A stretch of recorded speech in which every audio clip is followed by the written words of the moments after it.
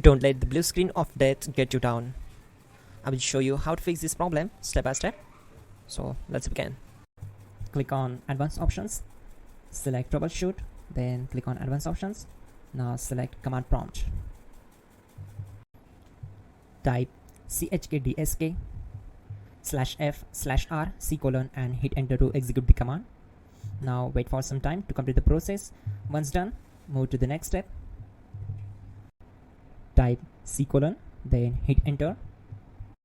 Now type cd space c:/ and hit enter to execute the command. Type in cd space Windows and press enter. Now type cd space system32 and we need to execute this command. For that, simply hit enter. Type in cd space config and simply hit enter to execute the command. Now type md backup and simply hit enter. Now type copy space *** space backup and simply hit enter to execute the command. Now type md space backup1 and simply hit enter. Now execute this command carefully. Type in copy space ** space backup1, then simply hit enter to execute the command. Type in cd space regback and hit enter to execute the command.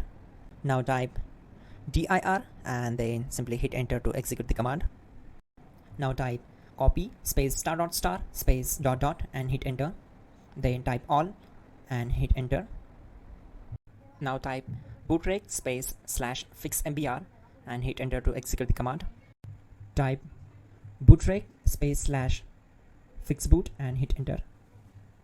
Now type in cd space c:/ and simply hit enter to execute the command. Now type cd space Windows /system32/config/regback and hit enter to execute.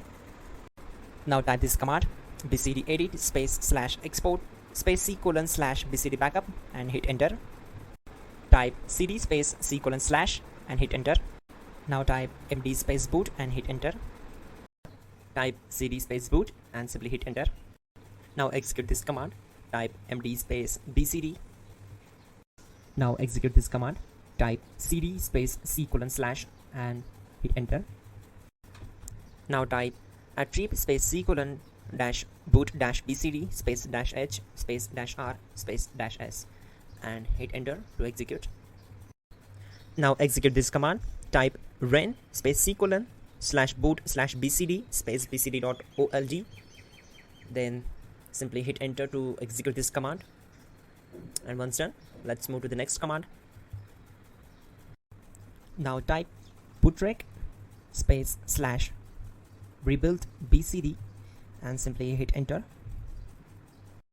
Now type exit and simply hit enter. Now click on continue. It will restart your system. So that's it guys, your problem is solved and you are good to go.